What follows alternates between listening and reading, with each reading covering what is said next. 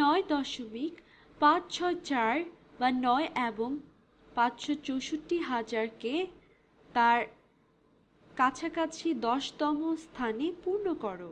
তাহলে আমি এখানে বড় করে লিখছি 9.564।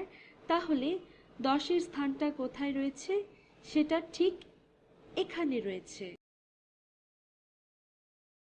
এটা 1-এর জায়গায়, এটা 10-এর জায়গায়, এটা 100-এর জায়গায়, আর এটা 1000-এর জায়গায় রয়েছে। তাহলে আমরা এটাকে বলি 10-এর কাছাকাছি এবং লিখি 9.6।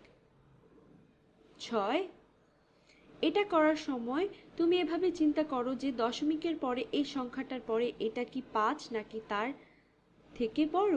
যদি তা হয় তবে তুমি এটাকে পুরো জিনিসটাকে নিয়ে নাও, অর্থাৎ 6 অবশ্যই 5-এর চেয়ে বড়। তাহলে তুমি এভাবে এখানে 1 যোগ করবে।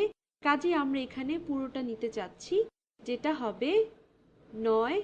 আমি এটাকে সমান করছি দশকের কাছাকাছি। তাহলে এটাকে দশকের কাছাকাছি সমান করলে হবে 9.6। আমি এবং আমাদের সমান করা হয়ে গেছে।